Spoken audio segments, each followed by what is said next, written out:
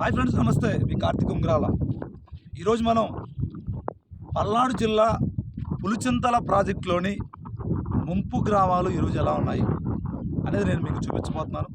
ఎందుకంటే ఇది మా స్వగ్రామం కోళ్ళూరు. మేము ఇక్కడ చిన్నప్పటి నుంచి పుట్టి పెరిగిన వాళ్ళం. అదే కాకుండా ఇక మనకు కనిపిస్తున్న ఆ ప్రదేశంలోనే కోహినూరు వజ్రం కూడా దొరికిందని చెప్పేసి మా తాతలు కానీ ముత్తాతలు కానీ చెప్పేవాళ్ళు. అసలు ఇప్పుడు ఎలా ఉంది ప్రాజెక్టు నిర్వాసితులకు సంబంధించి కాలనీలు కానీ, అంటే ఇప్పుడున్న కాలనీలు పక్కన పెడితే మేము ఉన్నటువంటి గతంలో ఉన్నటువంటి ఈ గ్రామాలు ఎలా ఉన్నాయి అనేది మీకు నేను చూపిస్తాను. మీరు చూస్తున్న ప్రదేశం మొత్తం కూడా ఒకప్పుడు పంట పొలాలతోటి, పచ్చని పంట పొలాలతోటి చాలా బాగుండేవి. కానీ ఈరోజు చూడండి, మొత్తం బీడి భూములుగా మారిపోయాయి. మొత్తం చౌడు మొత్తం కూడా మట్టితోటి కబడి, ఏమి అసలు పనికి రాకుండా పోయిన పంట పొలాలు.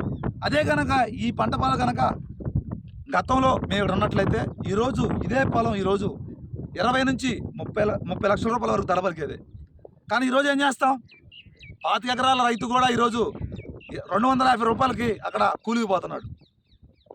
ఇక్కడ ఎంత అంటే సుమారుగా 100 కుటుంబాలను బతికించిన ఒక రైతు ఇక్కడ బతికించి అక్కడికి వెళ్ళి ఈరోజు కూలి చేస్తున్నాడు. అంత దారుణమైన పరిస్థితి. మా ఊరు మాకు చాలా నేర్పింది. ఈరోజు సాఫ్ట్వేర్ ఇంజనీర్లు ఉన్నారు, ప్రభుత్వ ఉద్యోగులు ఉన్నారు.